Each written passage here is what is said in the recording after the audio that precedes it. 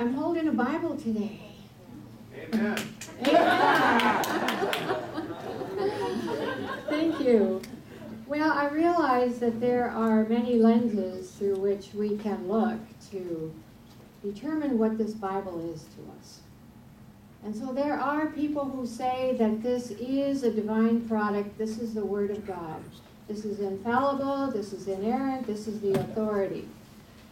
And I don't know if you've seen the bumper sticker that says, God said it, I believe it, that settles it. Have you ever seen that one? No. Yeah, I saw it a couple of months ago, and I thought, wow, really? Okay. So then that is the way we can look at this as a divine product. And we take it literally then, because what it says happened in here really happened. Now, in Unity and New Thought, we don't look at it that way. We look at this as a human product. Yes, perhaps inspired, because we ourselves, aren't we always inspired by this power that lives within to do and to write and to be? Yes, we are. But this is a human product. In fact, it is the product of two ancient communities. The New Testament, well, let's start with the Old. The Old Testament is the product of ancient Israel. And the New Testament is the product of the early Christian movement. And there is a worldview in here. A worldview that is so different from our own. So I have often asked the question, why would we want to forget our own worldview with all our scientific knowledge and take ourselves back to a place where they had none? A different worldview entirely. Why would we want to say then that everything that happened really happened? Because these people were experiencing something, and they told it from their worldview, the best way they possibly could. So this Bible then is a beautiful book.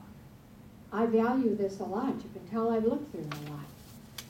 If you look through here, you would see written up things and underlined. This is very valuable to me. And it's valuable because we look at it metaphysically. That every character, every event, everything in this book is an aspect of you and me. This is a story of life. The story of my life and your life. And so in that it becomes very valuable. So as we look at the story of Lazarus, and if you don't know we're doing that, that's what we are doing, and this is our second week of doing it, we look at that story and we see that this is the story where Jesus raises Lazarus from the dead. And so the two main characters here are Jesus and Lazarus. Jesus is that part of us, is that Christ self of us, the divine of us, that part of us that is our help in every need, the part of us that frees us from our negative past and lifts us up. In fact, this Christ self raises us, gets us out of all these suppressing, depressing things that we think we're facing in this life. This is our inner wisdom that speaks to us all the time. Now, Lazarus is that part of us exactly opposite. The part that gets stuck in the problem, the part that feels so bound, so trapped. And it is that part of us that says, this circumstance that I'm in, I don't like it. Okay, now the circumstance, I just love that word, because circum is that which is around me, the situation that is around me in which I stand, the stance. And every day, perhaps, that circumstance changes. For me, for you. And some days, I think mine's too small.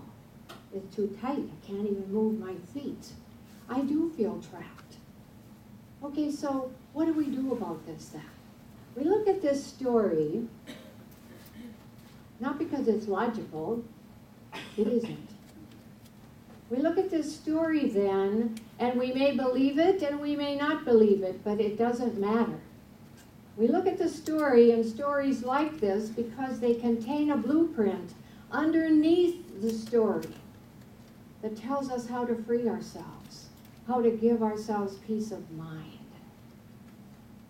So what a beautiful story this is, truly. We may not think so on the surface, but let me tell you how it goes, the very first step that we did last Sunday. Lazarus is very ill, and his two sisters, Mary and Martha, send for Jesus. And instead of coming right away, he doesn't. In fact, the Bible says he waits 2 days right where he is. And then after 2 days, he says to his disciples, okay, let's go now. Is that logical? No. Does that sound like Jesus? No. So obviously, there is something here that we need to know about. Something underneath this story, a story within a story that we need to know. So step one that Jesus is demonstrating for us is to turn away from the problem. It isn't that we shouldn't act on our problem. It isn't that we shouldn't be taking care of it. But he's saying don't dwell on it. And don't, when you sense that you have a problem, don't just rush into it. Give your mind time to find that place of peace. Every minute that you turn away from fear and worry is a golden minute in which you are investing in your own healing of some kind. When you turn away from your problem, even for brief moments, you are awakening a creative intelligence within you that not only knows what to do about this, but knows how to go about it. We need to give our minds some space for spirit to work. Step two. The story goes this way. So when Jesus arrives with the disciples in Bethany, Lazarus has been dead for 4 days.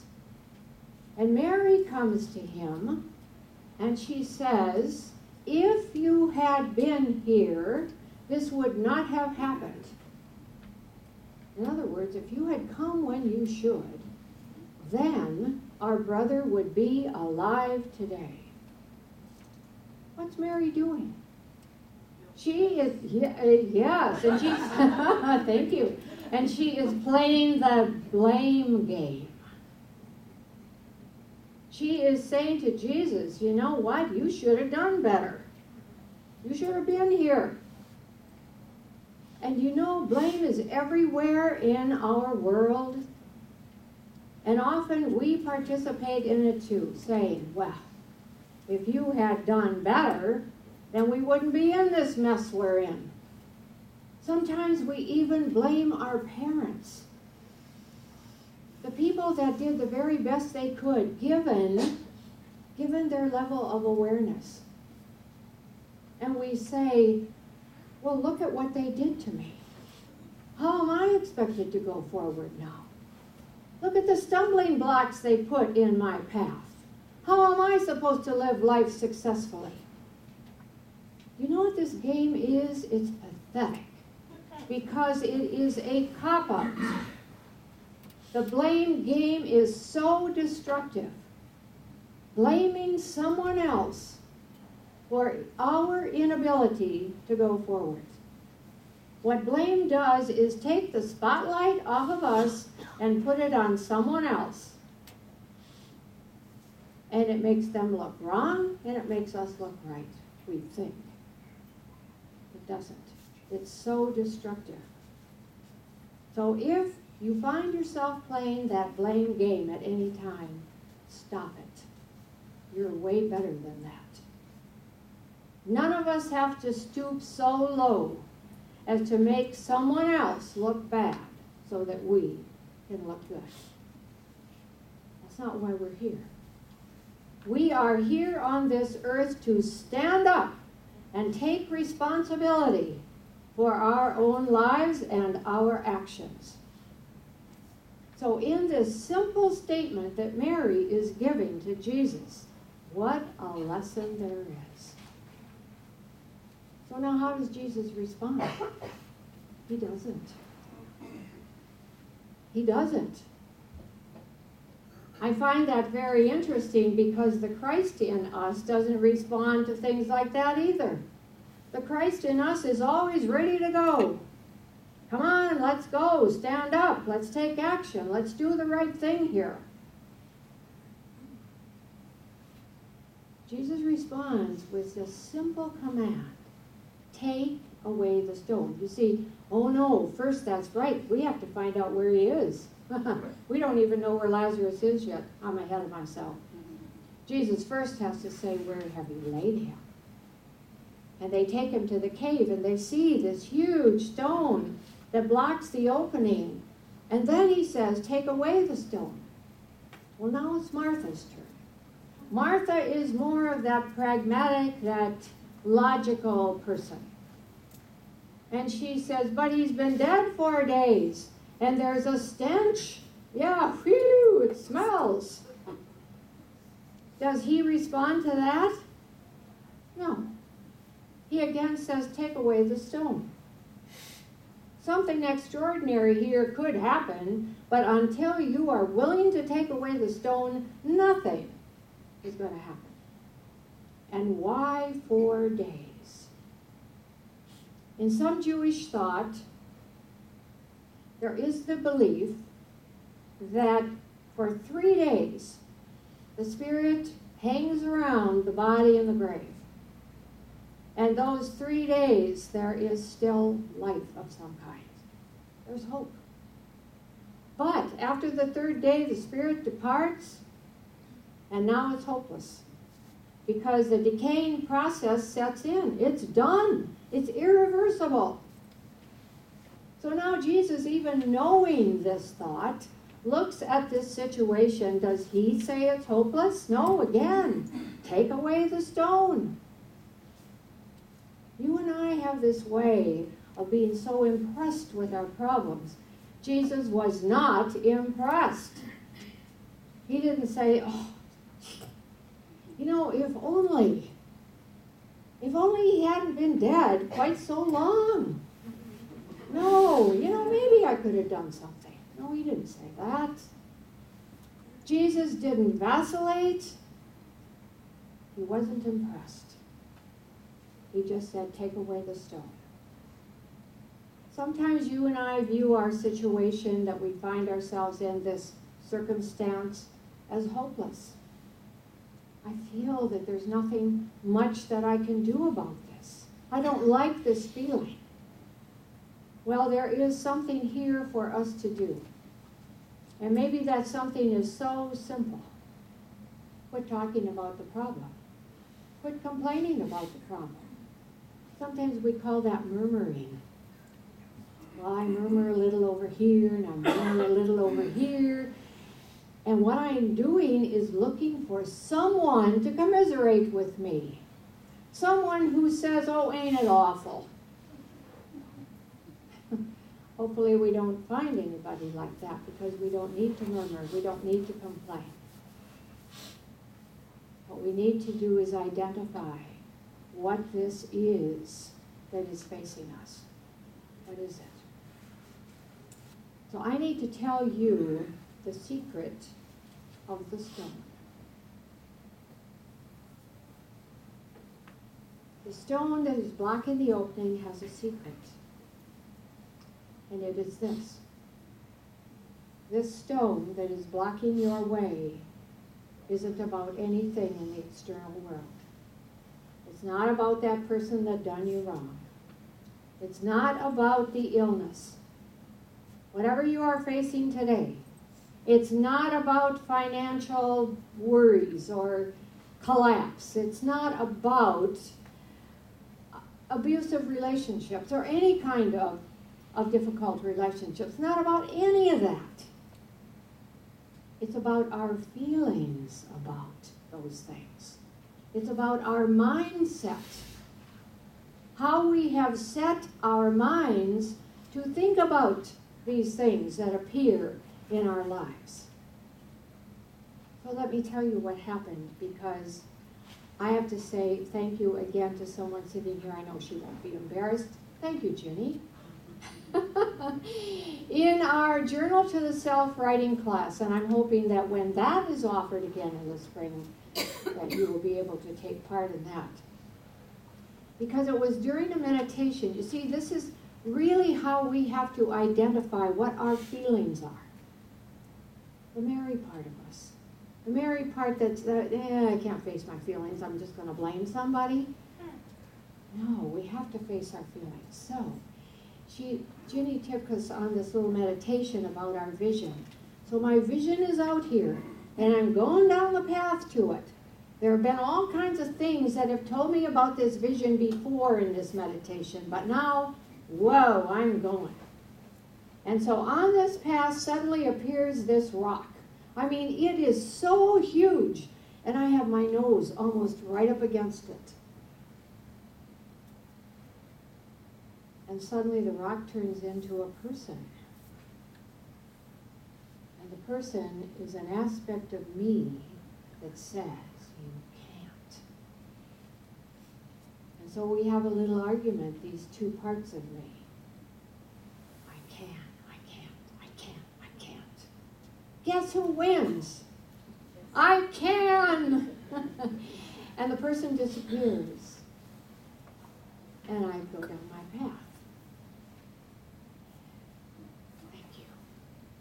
Thank you. That is just so important. All these visualizations and things that we have are so important to us. So here's my big question.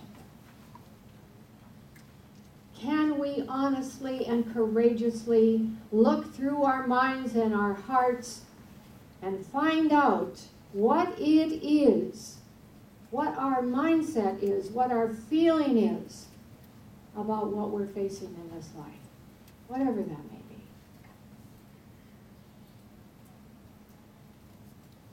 And then how do we identify that? Thank you for your sonoring. Because this is the only way that I know how to do this. It's the most effective, it's the simplest way to sit yourself down and be quiet. And be sincere about it. The Bible tells us to ask. Well then ask, Spirit. Help me with this. Show me what this is. I'm opening my heart to you. And allow that unconscious mind in you to reveal to you what this is. But it cannot do its revealing if we are faced with this cacophony of fear and worry and noise and all these things that seem to fill our lives. And so the quiet is so important. It's counterintuitive to the way we live, however.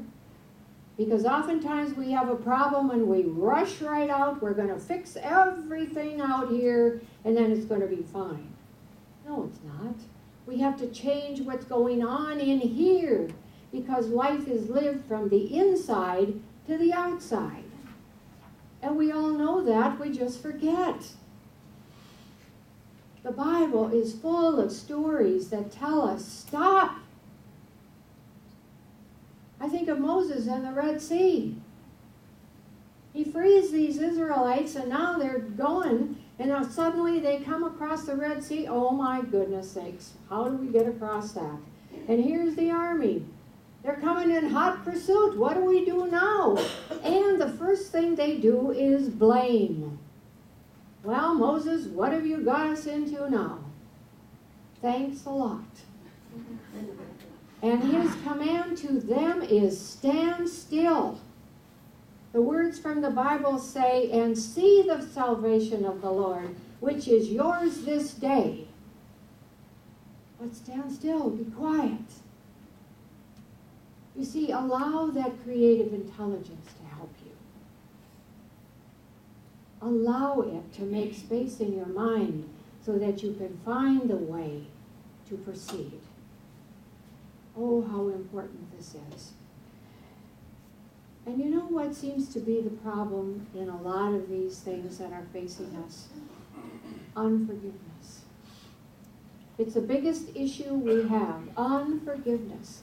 And all the accompanying emotions that go with it, all the anger, the vindictiveness, the resentment, the revenge, all these things that come up in our minds. Now, how do we get rid of those? Let me give you an example. We are also doing a prosperity class here, and the author of that, Prosperity Plus, A New Way of Living, is Mary Manin Morrissey. She tells her experience, and it's a dramatic one. She says that her ministry was growing, and I know that. This was probably back in, I don't know if it was 99 or 2000, somewhere along in there. And we were at a Unity convention and given the opportunity to go out to her ministry and see how successful it was. So they had buses that took us out there, somewhere outside of Portland, Oregon.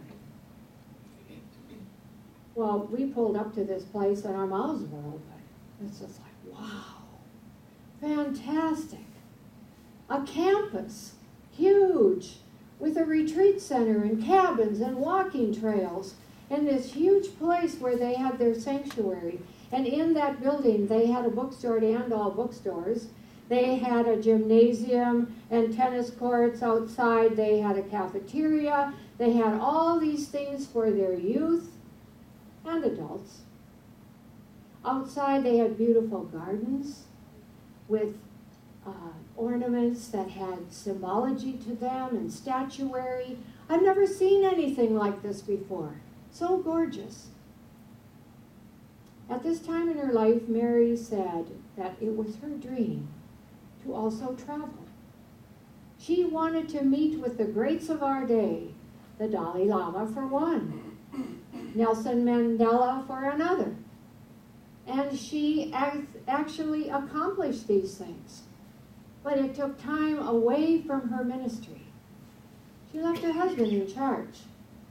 He was supposed to hold things together financially. He was a CPA. He knew what he was doing, and she trusted him. Well, it so happened that her father became ill, and she came home and stayed home for 8 weeks. And during that time, she started opening the mail. And she began to see that things weren't going very well. In fact, she saw that there was a second mortgage on their home. She saw that they were in debt. She saw that there were investments made that didn't work out. In fact, he had asked congregants to invest in who knows what. And they were losing their money. She said the debt that we were facing was so enormous I couldn't get my mind around it. She said, the dark night of the soul, I've never imagined it could be that dark. And everything fell apart. During the bankruptcy, she said to the lawyers, but there's one part of this that I'm going to take care of. And that is what has been done to my congregation. I will pay back all that money if it takes me the rest of my life. And that's what she's doing right now. So she went for 3 months to spend time on the beaches in Oregon. I can't imagine. She tells how bereft she was and how angry she was.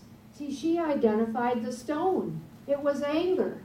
Anger at herself for not paying attention to what was going on. And of course, I'm sure there was anger at him, but she didn't really mention that. But she had to do her forgiveness work. It took 3 months. Don't you find that interesting? 3, the number of spiritual completion. And by the way, the Bible is full of numbers that give us clues as to what is going on. So she spent those months, and she finally became willing, in her own words, willing to live my life again. Willing to give up all this stinky stuff. Willing to get out of the cave of darkness. And willing to take away the stone so that she could go out into the light again.